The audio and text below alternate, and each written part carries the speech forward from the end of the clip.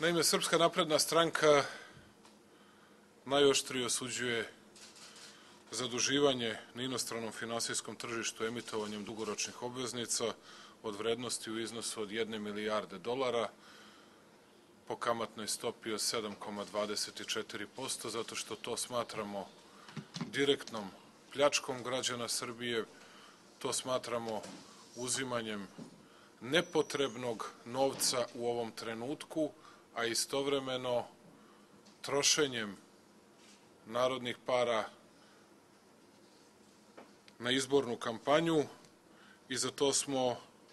prikupili i pripremili za vas dokaze. Naime, vi ćete vidjeti da je vlada govorila stalno da želi da uloži novac u kapitalna ulaganja, u investicije, da se zaposle naši ljudi, da krene da funkcioniše građevinska operativa, da se podigne srpska privreda. Na našu žalost, ako pogledate predlog rebalansa budžeta, očigledno se malo ko time bavio, vidjet ćete da je u razdelu nabavka domaće, da je u razdelu koji govori o kapitalnim investicijama smanjeno, kapitalne investicije smanjene za 8 milijardi, dakle za 80 miliona evra, dakle ono što bi trebalo da nosi razvoj Srbije, to je smanjeno za 80 miliona evra. Međutim, zato što ako pogledate funkciju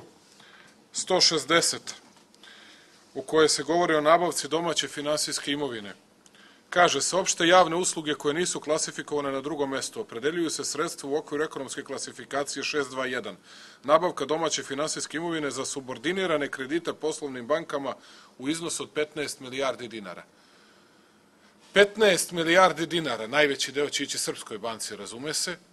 Zašto? Pa zato što ne postoji revizor, ne postoji niko živi koji će da kontroliše gde će da ode tih 150 miliona evra.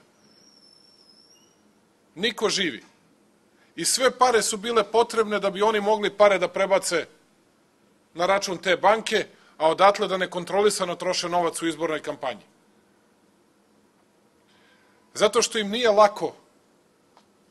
da se pored pripadnika različitih stranaka u Fondu za razvoj koji će tek da se stvori, a podsjetit ću vas da su nas kritikovali za to što je naša ideja bila stvaranje Fonda za razvoj, jer će biti predstavnici 3 ili 4 političke stranke, onda su našli varijantu, idemo na takozvane subordinirane kredite poslovnim bankama, niko živ ne može da kontroliše kako su te pare utrošene i 150 miliona evra, ne dinara, dakle 150 miliona evra direktno iz budžeta od svega onoga zbog čega su zaduženi građani Srbije treba da se potroši u izbornoj kampanji.